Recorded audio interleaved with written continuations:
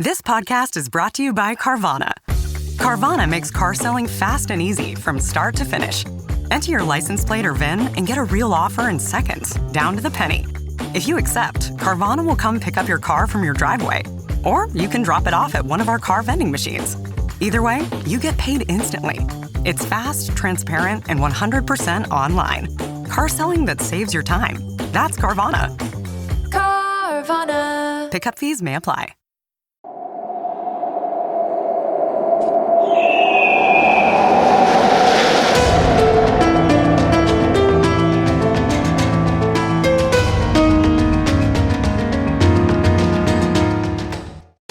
Hello and welcome to the Assassin's Creed Lorecast. We are so excited to bring you this show. Our podcast is all about unraveling all of your favorite mysteries from the Assassin's Creed games. Each episode will be talking about a different topic in the Assassin's Creed universe. From Pieces of Eden, solar flares, and the Isu, to the Hidden Ones, the Order of Ancients, and of course, the Animus, we will seek to uncover it all. So join us and maybe even take a leap of faith.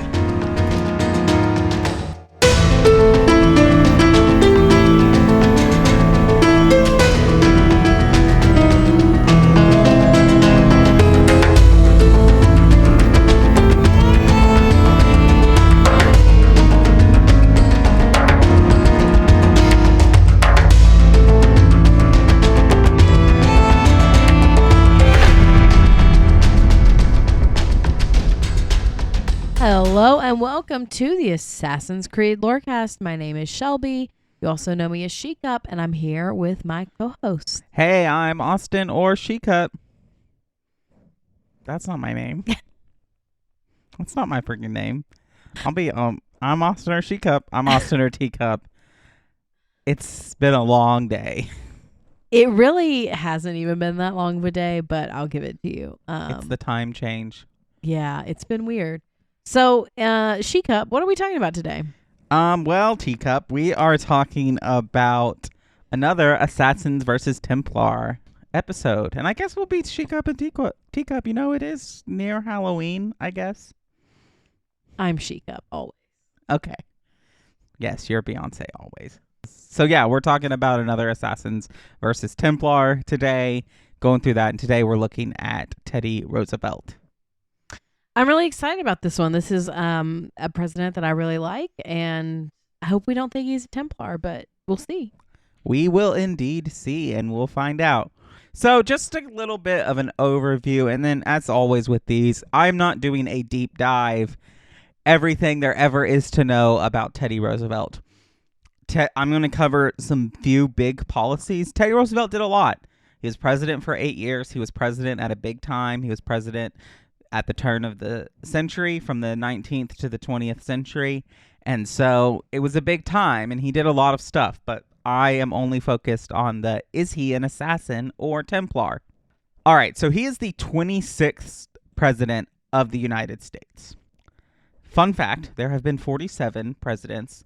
You could argue there have been 46 presidents, but we've had 47 presidential people because Trump was both the 45th and is now the 47th president. So you could argue that we're at 46, but then you'd have to rope in Grover Cleveland too. So it would be really like 45. Yeah, I mean, I feel like, yes, he was 45 and 47, and same for Cleveland, but it's one person. Like, we're not talking about two different people here. So Correct. So he was the 26th president, which also, fun fact, is almost the exact middle point. So there are for right now. Yes, for right now. There were 25 presidents between him and George Washington. There are 21 presidents between him and Donald Trump right now. And so we're close to being closer to Teddy Roosevelt. We're closer to Teddy Roosevelt than Teddy Roosevelt is to George Washington. But not by much. But also, it does make sense because, like, I mean, it's the late 1700s to the we'll just say to 1900. So like 120 years-ish. From 1900 to now is like 120 years-ish.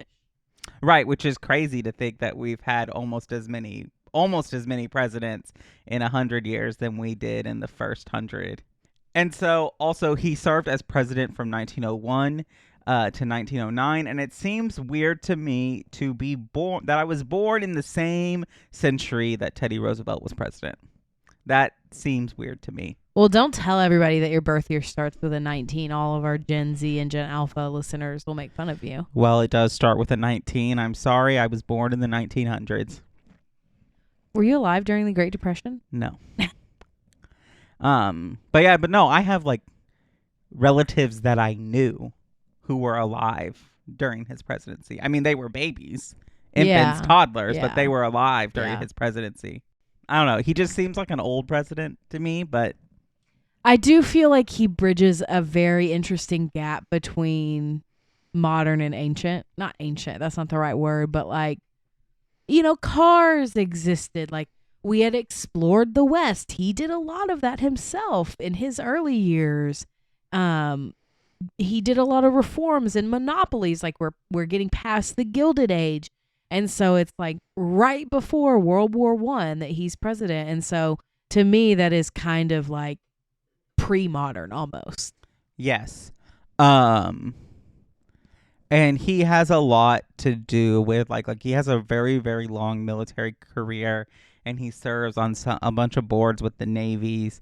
None of this really gives a lot of bearing on who he is as a Templar, so I didn't cover that. There are Templar. Oh, as if he's an assassin or Templar. So I'm not really going to cover that, but there's a lot to know about Theodore Roosevelt. I mean, there are so many books Yes. written about him. So just go read one of those if you want to know everything. It's because of he enacts a lot of policies that affect even stuff we do to today. Both him and his ancestors and his descendant, really, in Franklin Delano Roosevelt, did a lot as presidents. I do think the Roosevelts, both of them together, are some of the most influential presidents we've had. Yes, I definitely agree. And so just to continue in that trend and in my little fun facts, Roosevelt first became president after William McKinley was assassinated. So he was elected twice because he was McKinley's VP in 1901 in the election of 1900. And so, but he was his VP and was president after McKinley was assassinated, making him one of 8 vice presidents to become president after a president death. There have only been 15 vice presidents who have gone on to become president. I really thought that would have been way higher. Yeah. I don't know if that number included Joe Biden or not. I was going to ask if that number includes, is it only consecutive or not? No, this number went on to become president. But the 1 and 8 are the VPs who came after a president's death, whether that was illness. There have only been 4 VPs who have come via a president's assassination. Obviously, Abraham Lincoln and JFK, William McKinley, and I think it is Garfield, who was also assassinated. Fascinating. So again, he is of a small number of people, given the amount of people that have lived in the United States of America, given its history. He is a part of an even smaller group of the smallest group of those. And allegedly, I could not really find this, but I remember reading it somewhere or hearing it from a history professor or something. He hated being called Teddy. Interesting.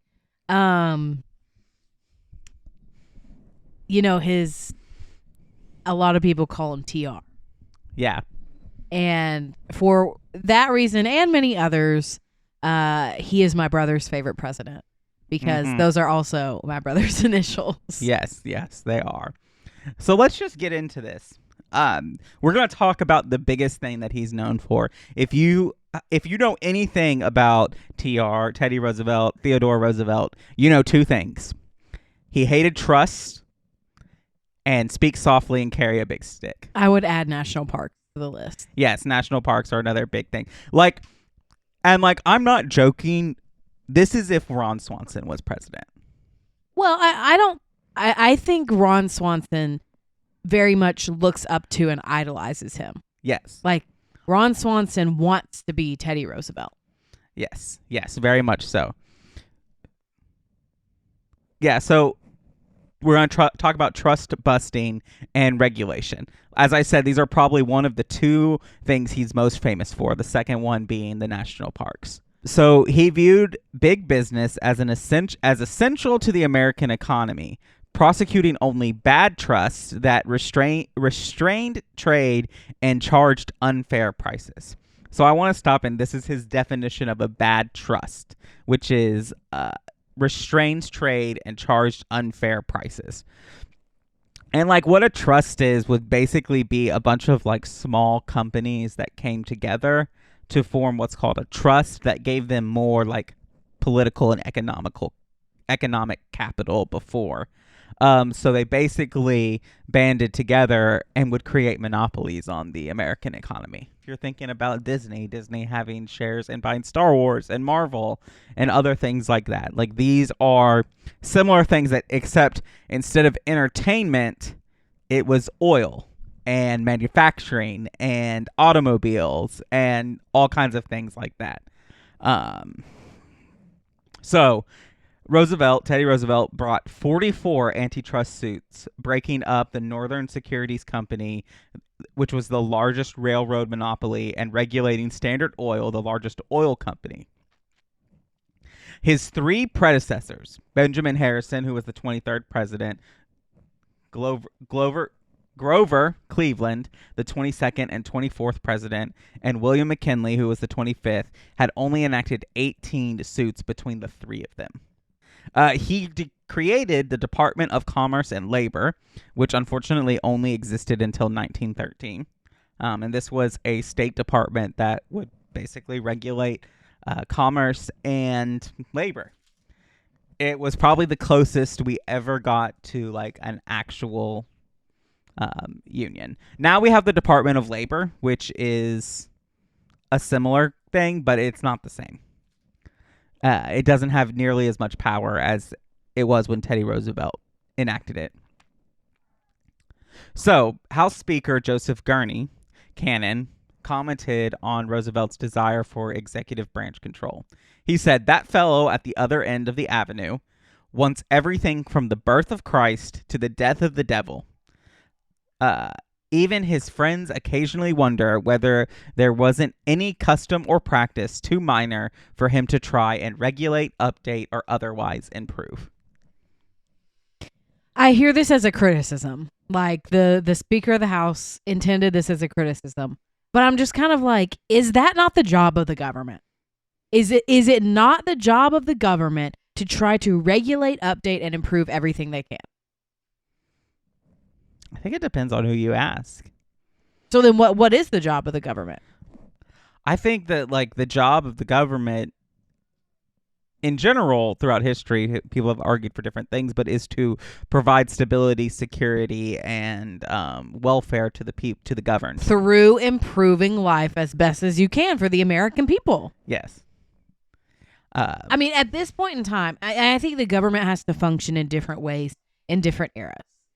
But at this point in time with Teddy, it's been established. Like, he does not have the same presidential role as George Washington did. There's not, like, we're not building things up. We're not establishing things. Things have been built already. Correct. The other thing is he dealt with a coal strike, which was in May of 1902. Coal miners went on strike, threatening a national energy shortage. So, yes, this is a point when the country heavily relied on coal as its source of energy and electricity. I mean, we still do heavily rely on coal, not as much as right now, but I mean, it's still a major source of energy. So he threatens coal operators with federal troops. Roosevelt won their agreement, and with the accord with J.P. Morgan resulted in miners getting more pay for fewer hours, but they did not get any union recognition. Roosevelt said, "My action on labor should always be considered in connection with my action as regards to capital. and both are reducible to my favorite formula: a square deal for every man, which is one of his big quotes that he typically is quoted with "Speak softly and carry a big stick." This made him the first president to ever weigh in on a labor dispute. So also during his presidency, in his second year in office, corruption was uncovered in the Indian Service, which is also another name for the Bureau of Indian Affairs. So this is the BIA is basically the arm of the government that deals with the reservations and our relations to the Native American tribes in the United States. So in the BIA, the Bureau of Indian Affairs, the United States General Land Office, and the Post Office. How do you corrupt the post office? I don't know. Don't deliver the mail? I guess. He prosecuted IA agents who had cheated Native American tribes out of their land parcels. Land fraud and speculation involving Oregon timberlands led to him and Ethan A. Hitchcock forcing the General Land Office Commissioner Binger Herman from office in 1902. What kind of name is Binger? It's 1902. I guess that's fair. Binger Herman. What a name. He also prosecuted 44 postal employees on charges of bribery and fraud. Historians typically agree that he moved quickly and decisively to address misconduct in his administration. So, and then the next thing I have to talk about right before we get to the mid-break is the pure food and drugs. So Roosevelt responded to public outrage over the abuses in food packing industries by pushing Congress to pass the Meat Inspection Act of 1906 and the Pure Food and Drug Act. Conservatives initially opposed the bill, but Upton Sinclair's The Jungle, if you have ever taken advanced placement U.S. history or any U.S. history in most high schools, you will probably know what I'm talking about and are traumatized by the mention of Upton Sinclair's The Jungle. Published in 1906, this basically galvanized support for reform to the meatpacking industry, and all of that is this. And I have in a little quote here: never underestimate the power of a good book. That's true. I vividly remember having to read that in high school. And never wanting to eat a hot dog ever again. Well, our teacher made us, so I was on the block system in my school. We have 4 classes. Our third period class was usually an AP class if you took one because it was the longest block. It just so happened that the AP US history class was the third block that year, and my teacher made us read it right before we went to lunch. That's cruel. This is also the teacher that later got visited by the FBI during school, so she was crazy. This is what happened. But yeah, so the Meat Inspection Act banned the misleading labels and preservatives with harmful chemicals, and the Pure Food and Drug Act banned impure or falsely labeled food and drugs from being made, sold, and shipped. These acts still affect our distribution of food and drugs to this day. I also want to bring this up because it's absolutely related. This act is really what created the FDA, the Food and Drug Administration. Yes, which is a really big deal. This is a huge regulatory department that basically those little labels that you see on all food and things that contain like its calorie counts and its ingredients and all that FDA requirement. All the things that, you know, if you get a prescription from your doctor, it has a bunch of numbers on it and it says the instructions on it and it has your name and where you got it as a pharmacy and everything else like that. FDA. Yep. They do a lot. Mm-hmm.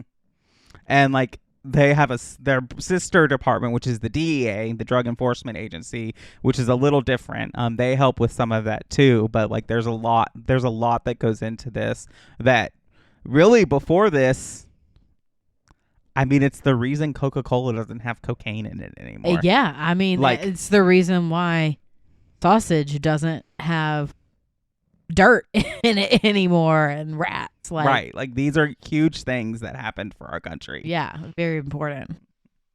So that's kind of the first thing that we get into. After the mid-break, we'll talk about his second biggest thing that he's most famous for, which is the national parks. But any overarching thoughts before we go to the mid-break? I have a lot of thoughts, but I want to save them to the end. So let's head to the mid-break. All right. Once upon a mundane morning, Barb's day got busy without warning. A realtor in need of an open house sign. No, 50 of them, and designed before 9. My head hurts. Any mighty tools to help with this plight? Aha! Barb made her move. She opened Canva and got in the groove. Bulk creating Canva sheets. Create 50 signs fit for suburban streets. Done in a click, all complete. Sweet! Now, imagine what your dreams can become when you put imagination to work at canva.com. You look like the one thing in the world that Kiviatis wouldn't take to bed. Can you even see out of that thing? Mock all you want. When those Malakas and Zakros see this beast charging towards them, they will know fear! Let's start light. Tell me a joke. Why must samurai always battle one another? Because there is only one way for a samurai to get ahead. Ahead. I did not say it was a good joke. Makose! Shoot! Shoot a flying demon! All right, welcome to the middle of the show. This is where we take time to talk about all the things that have to do with the lore cast and not the lore of Assassin's Creed. So the first thing that I have to tell you about is our Patreon. You should definitely join our Patreon if you are interested in supporting us and ensuring that our podcast continues on. There are so many different levels and tiers that you can support us at, from, just getting ad-free and early access to episodes all the way up to coming on the show for a topic of your own choosing. And also want to mention the Patreon because in December, as is traditional for both of our podcasts at this point, we will have an all-patron chat. So if you're a patron at any tier, not just the ones that get to come on regularly, any tier of patron will be able to join us in December. So make sure you join before December so you can be eligible for that. And another way to support us is to leave us a rating, a review, a comment, wherever, whenever, however you listen to the show. We do monitor them on Apple, Spotify, and YouTube. So if you leave them somewhere else, send it to us. Make sure we get it in our inboxes so that we can read it out on a future episode of the show. And the last thing that I have to shout out is our Discord server. It's the best place on the internet. And if you want to come chat with like-minded people about Assassin's Creed, anything gaming, or anything that you have on your mind, it's the best place to be. So come check it out. The links to all of those things are in the episode description. And Austin, unless you have anything Assassin's Creed news related to shout out, I think we're ready to get back into it. No, I don't think so. I think we're just waiting on the new DLC to drop. That's really all we're waiting on with Assassin's Creed. All right, well, let's get back into TR. Hey there, it's Dr. Sanjay Gupta with some exciting news to share. CNN is now streaming. That means you can read, watch, and stream everything in one subscription. You can watch news live 24/7. You can also explore catch-up videos and explainer videos, and you can also watch a library of CNN's originals, including my latest documentary, It Doesn't Have to Hurt. Just go to cnn.com/all-access. No, you're right. Let's all just screw around while the world falls to pieces. Hey, this isn't easy, you know. Right, like we're all on vacation out here? Enough! Look, everyone's under a lot of pressure, but we're the only ones who can stop Abstergo, so we need to keep it together. She's right. We need to be a hive mind, people. Anybody up for some reconciliatory yoga? Anyone? Very funny, guys. You have my thanks. Keep the sword, Ezio. Do I know you from somewhere? Don't you recognize me? It's me, Mario! Uncle Mario? It's been too long, Nipote. Far too long. Malaka. So this is really one of the big things. When you think of Teddy Roosevelt, you think of the pictures of him on a horse when he was an Army Ranger or with the Navy or whatever, and you think about him in the national parks. The dude loved nature. So it is, and in his like writings and stuff, he talks about this being the thing he's proudest of, which was conserving natural resources and expending federal protection to the land and wildlife. He worked closely with the Interior Secretary James Rudolph Garfield and Chief of the United States Forest Service Gifford Pinchot, to enact a series of conservation programs that met resistance from the Western Congress members. So this is a really big point, because we're probably around closing in on 100 years removal from the Louisiana Purchase, which was the biggest like land deal. And then we're like 80 plus or whatever years removed from the establishment of reservations. And even more, there's so many like tensions that have happened after the Civil War with Western expansion, the California Gold Rush, all of this stuff happening, the emergence of Manifest Destiny, all of this happens in the century before Teddy Roosevelt is president. Well, then all of these oil companies start realizing that there's oil out west, and they start trying to buy up this cheap land. And that's part of what he's doing here. So all of these Western Congress members, this is more beyond just like California and Oregon and Portland, or Portland isn't Oregon and Washington. Like when they're considering Western congressmen, it's really anything that is like west of the Great Plains. Yeah, I mean, I was even going to say west of the Mississippi. Yes, this is where expansion is starting to happen, and they're really trying to fly under the radar of the government oversight. I mean, we're not that far removed from the era of the Western cowboy. Like that kind of idea of this lawless West that didn't want government regulation. Well, surprise and behold, here comes government regulation in Teddy Roosevelt.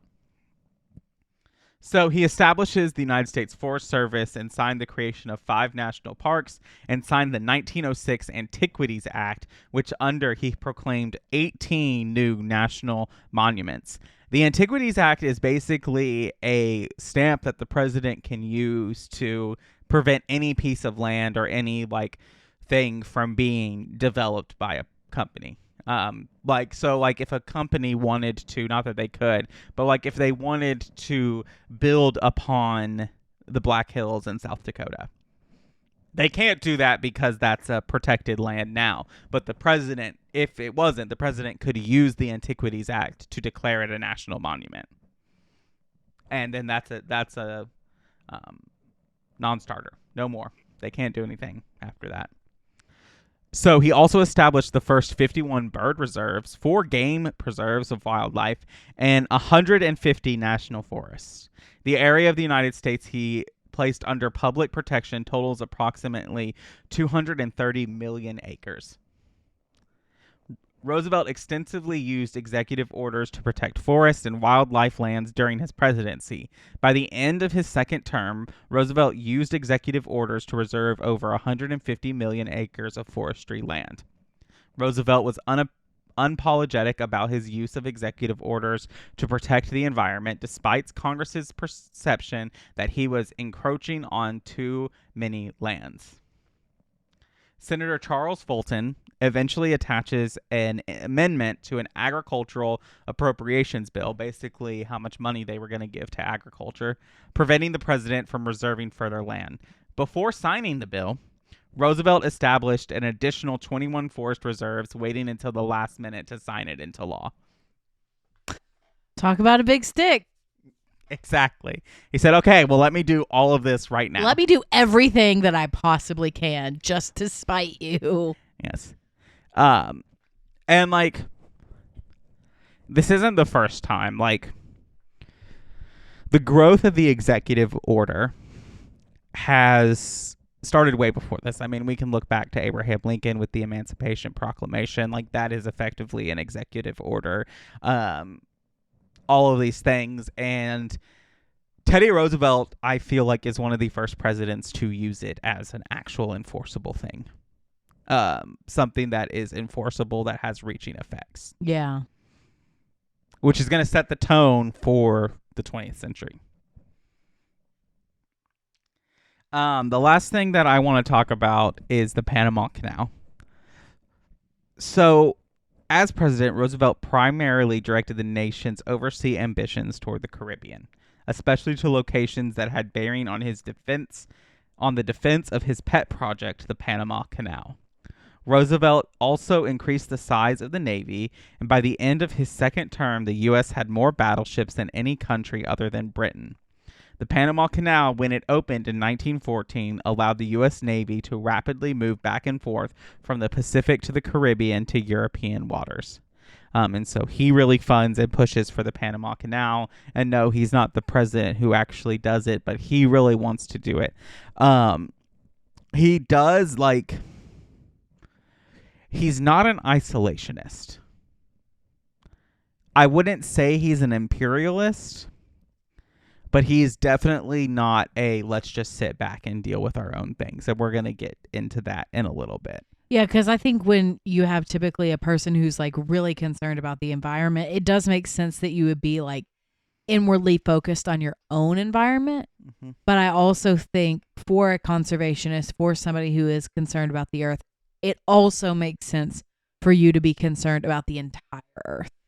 Yes. But at the same time, also, like, he's not anti-war. He's not a, like, pacifist. He's not, you know, that kind of passive take a back seat approach. He doesn't take a back seat to anything. I mean, the Spanish-American War.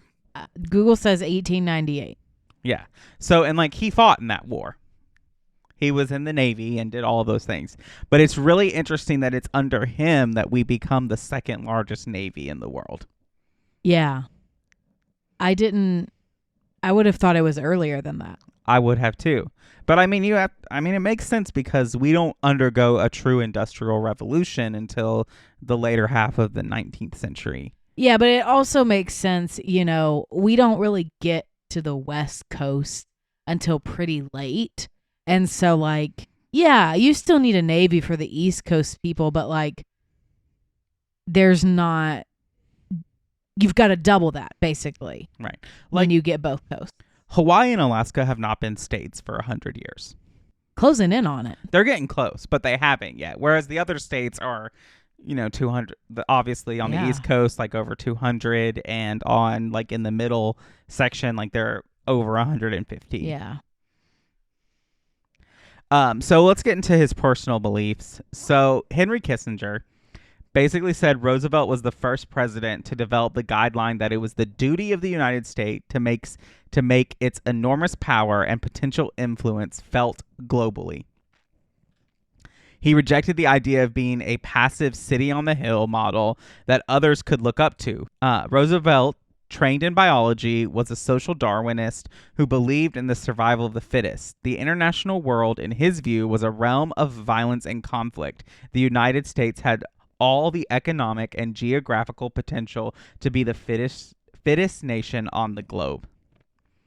The United States had a duty to act decisively. For example, in terms of the Monroe Doctrine, the United States had to prevent European incursion in the Western Hemisphere.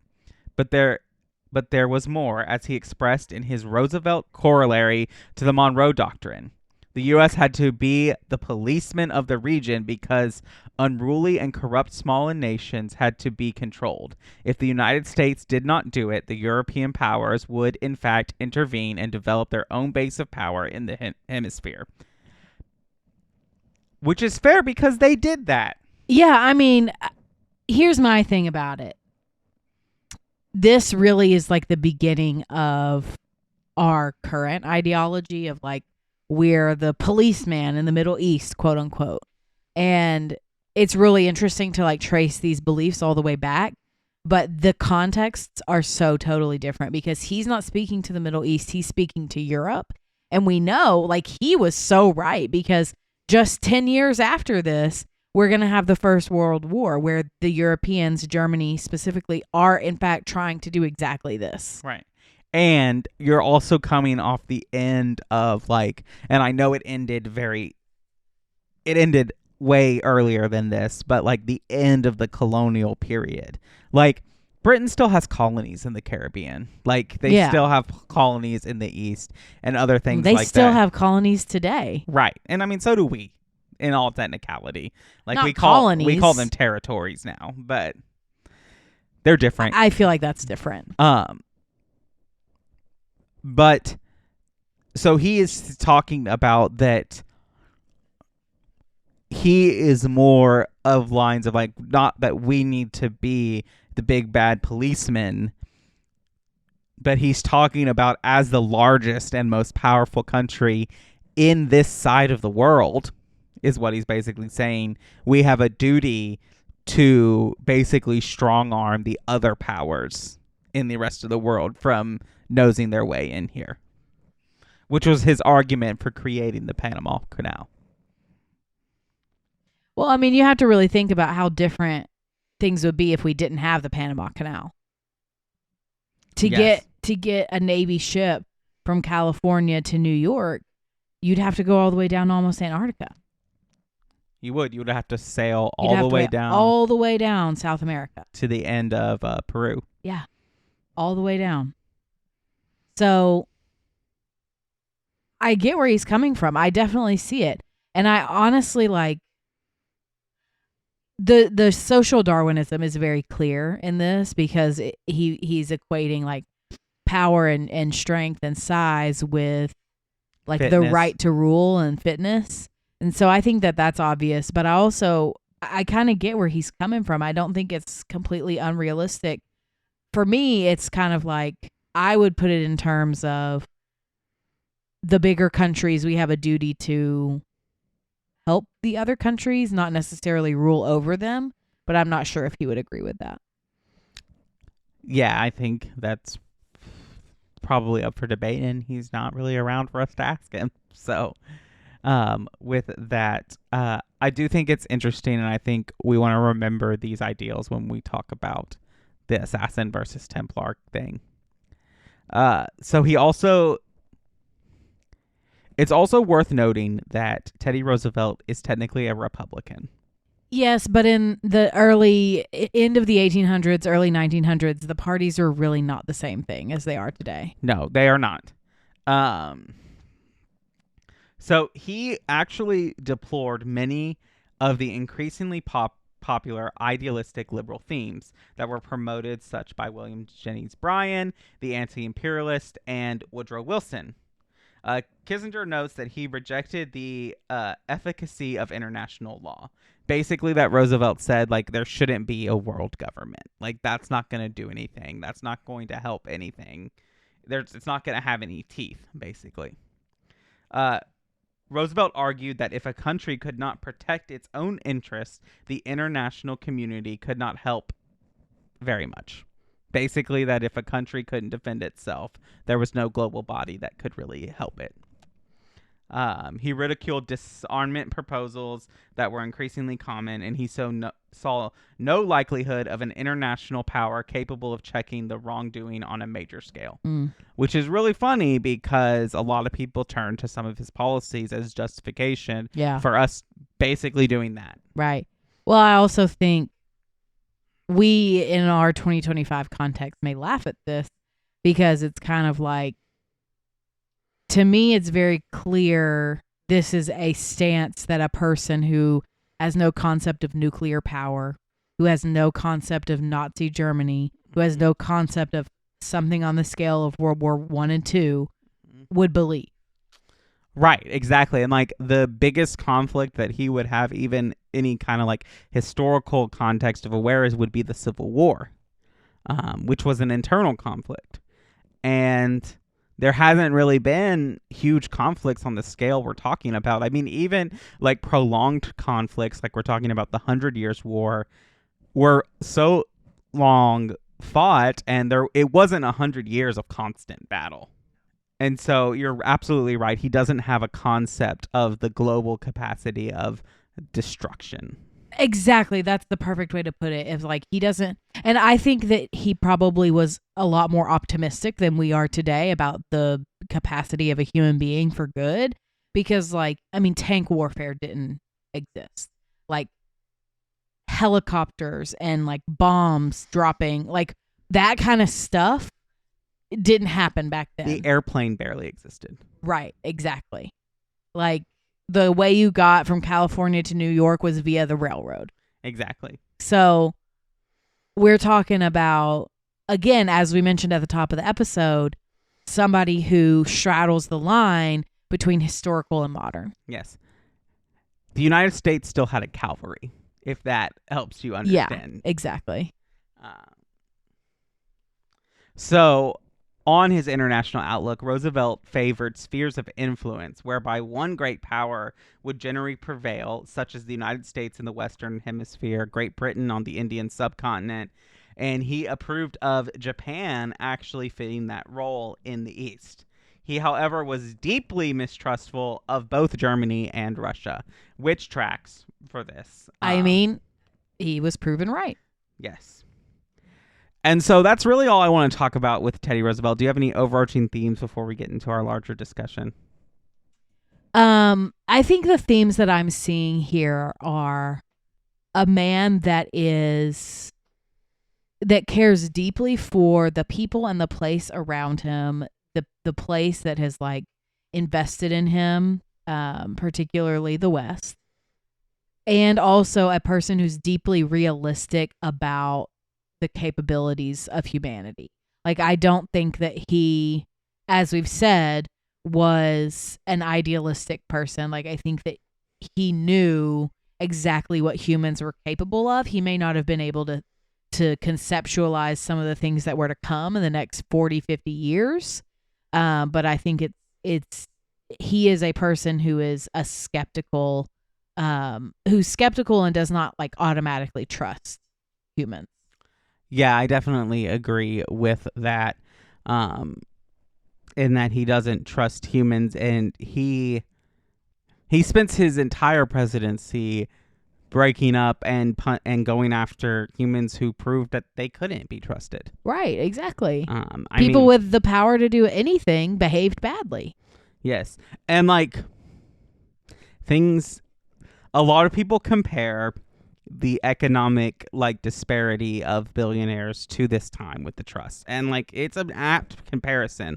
Like, we are talking about people who had the ability to do anything they want with their power, to pay whatever they want to their workers, or do anything like that they want. When you think about like the Industrial Revolution and child like labor and all of that doesn't exist because of Teddy Roosevelt. Like, that in the land work that he puts in that for the establishment of unions and everything like that. Like, this is a big deal. Like, all the stuff that the Fry twins worked to undo under Crawford Sterrick's regime, like Teddy Roosevelt is doing that in the United States from a federal government standpoint. Right. Like, it's not, two random assassins and wandering the slums of London. Like, this is on the presidential scale. Yes. And he very much is like, at least my understanding of Teddy Roosevelt is his comment of a square deal for every man. I think he truly believes in it. I think too. It's a true belief that he has. I think so too. I agree with that. And like, I think it's important to say, I don't believe we've ever had an ethically good president. Like, I don't think that any of our presidents have ever been quote unquote good people. Maybe you can make the argument for Jimmy Carter, but like, this is as close as we're getting. Yes. I think we've had honest presidents. I think that being honest doesn't make you good. I know. And I think that we've had presidents who have a sense of integrity. But I think when you're the leader of a country, especially a country like Teddy Roosevelt is the first president of like the emerging superpower of the United States. And I think that indicates some of like his power in there, and like there are things that corrupt you, and when you're making decisions like that, you have to, all of your decisions hurt someone. Yes. There's no decision that benefits everyone. Yeah, and it's just impossible, and it's not really a job that I desire or envy or anything like that. As much as I am pretty much a big critic of almost every presidential regime that has ever happened. It's not a job I want. No, I want to be able to sit here and criticize it, as is my American right. I vote, so there we are. So in regards to Assassin's Creed, we don't know anything about Teddy Roosevelt. There is some entry in some random website from way back in the web that depicted him in an assassin's hood and him holding an apple of Eden, but that is not confirmed. Was that like fanfic though, perhaps? No, it wasn't fanfic. It was more canon adjacent than fanfic. But nothing has ever been confirmed in game about his allegiance, though it should be noted for this, FDR, Franklin Delano Roosevelt, his descendant, is a confirmed Templar. So I think that it deserves to be noted in this discussion. And so with Assassin versus Templar, my heart wants Teddy Roosevelt to be an assassin. My heart wants, because I do think that he is a genuinely good person. Or not maybe a good person, but a genuinely honest person. However, all of his policies about the United States as this basically global protector of the Western Hemisphere and culling the corrupt and broken tendencies of the world, he's a Templar. No way. He's a Templar. No way. Absolutely not. I'm sorry. You're going to sit there and you're going to argue that the person that said a square deal for every man and speak softly but carry a big stick is a Templar? The Templars don't believe in a square deal for anybody except for themselves. I am talking about Templar ideology, and I will argue that there are Templars who believe in a square deal for every man. William Johnson believes in a square deal for every man. He is a Templar, but he argued for the protection and basically certifying Native Americans to keep their land. Like, he fought against the revolutionaries to do that. Haytham Kenway believed in a square deal for every man for most of the time. He believed in the idea of protecting humanity from its corrupt tendencies. The difference between like Templars like Otto Berg, like Haytham Kenway, like William Johnson, like all of these people who are trying to actually do right, and the assassins, in my point, is that the Templars believe that they cull corruption by being the ones in power themselves. Mm-hmm. Whereas the assassins believe that they counter corruption by removing and cutting it out through murder, and by letting the people decide their fates for themselves. Like at the core of their ideologies, the Assassins and Templars want the same goal. Their methods are just different. What happens is when you get Templars like Governor Torres in Black Flag, or Warren Vidic, or other things like this, where you get Templars who are like, I just want the power for myself. And like the Templar ideology leads to this kind of superiority conflict. I think Teddy Roosevelt walks that line. I think if he is a Templar, he is a Templar in the same line that Otto Berg and Haytham Kenway are Templars. But I do think that he would argue that the way to deal with the corruption of humanity is to regulate and control it, and to be the person who controls it. I agree with that. I definitely agree with that. However, I do not, and like, we kind of get into a little bit of a gray area when we have these conversations, because the question is, would he be an assassin or a Templar? Would he be a member of these organizations? Not, does his beliefs line up with the ideology of this organization, right? There's a very slight difference in those two questions. That's fair. And so I'm saying there's no possible way that he would be part of the organization of the Templars, even though his, is it nephew? I don't remember how FDR and he are related. Even though FDR is a Templar, I think FDR, when we compare the two, is way more into controlling the country than TR is. I mean, that is very much true. Like, I want to do an Assassin or Templar on FDR. We should.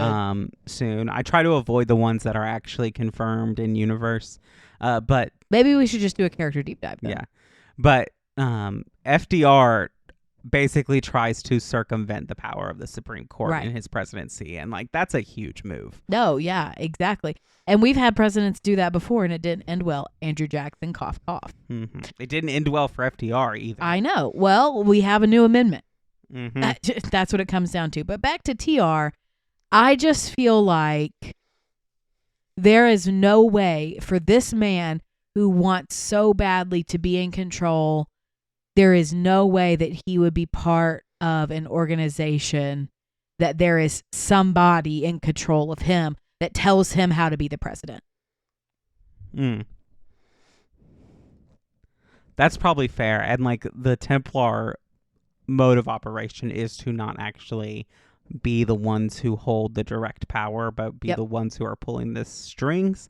That does not mean that they haven't tried or done that. Like Governor Torres in Black Flag, like, he is the man in charge, both globally and in the Grand Master of the Order, or like more like Haytham Kenway, who is like in charge of the Templars, but like he's not president of the United States. He's not commander-in-chief of the military. He just controls people who have influence. Yeah. But I really can see Teddy Roosevelt being part of, or at least allied with, the assassins in his younger days when, you know, he's out west with the buffalo and doing all that kind of stuff. I can definitely see him working with them, but then also being courted by the Templars once he becomes a politician. Yes, I definitely agree with that. And like Teddy Roosevelt has a lot of like allyship, if you will, with the Native American tribes, as much as any U.S. politician can have allyship with the Native American tribes. And the native tribes of the Americas, both South America, the Central America, the Caribbean, and the United States, have always been assassin sympathetic. Exactly. Though I will say that his mistrust of Germany and Russia in particularly has always been an assassin hub, typically. Yeah, but we also have a lot of Templars that come out of there too. Yes, I mean Russia is just generally a corrupt country. Yeah, I mean that would be like saying America is an assassin country when we have so many from both. Right. I mean, I wouldn't even argue that America is an assassin country. Oh, hell no. I mean, the closest one you get is Italy and Spain in like the Renaissance. Yeah. But I mean, well, I mean, and so many of the countries flip-flop back and forth. I mean, look at England. Right. France has always typically solidly been an assassin country. England has almost always been solidly a Templar country. Just that's where I'm at with that. I do think that I think that is a fair criticism of what you bring up of like, what is the question that we're asking? Like, is their ideology Templar, or would they be members of these organizations? I think I agree with you in the question of would they be members. And I think with the question of ideology, I think his ideology matches with the Templars more than it does with the assassins. I can come to that agreement. Yes. So anyway, any last thoughts? Otherwise, we can wrap it up. I think it's time to wrap it up. We've been here almost an hour. All right. Well, thank you, as always, for doing the research. This one was one I've been anticipating for a long time and one that I've loved talking about. So thanks again. And thank you for listening to the Assassin's Creed Lorecast. We'll see you next time.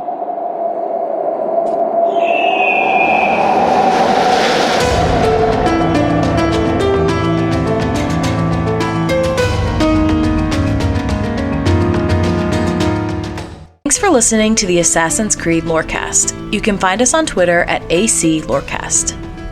If you have any lore questions or topics to unpack, join our Cups Podcasting and More Discord server. It's the best place on the internet.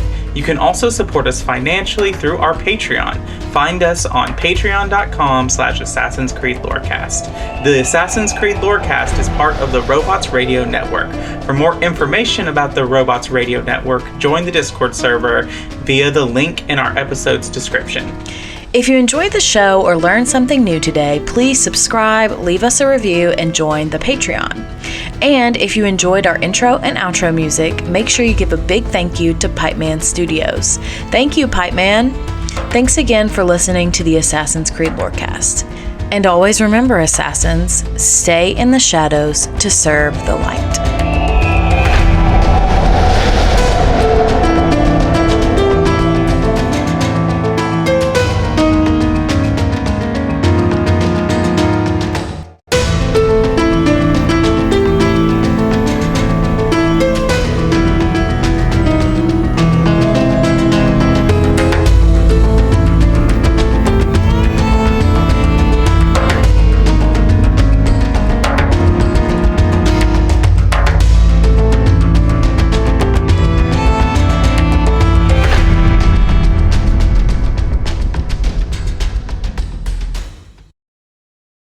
Do you love Dragon Age?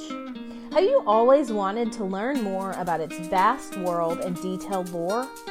Are you still attached to your hero of Ferelden, even a decade after Dragon Age Origins came out? Or maybe you're a newer fan, still discovering a new tidbit or quest every day. Well, either way, the Dragon Age Lorecast is the podcast for you. I'm Austin, also known as Teacup. And I'm Shelby, also known as She-Cup. And come and join us as we embark on a journey to explore and discover all things Dragon Age.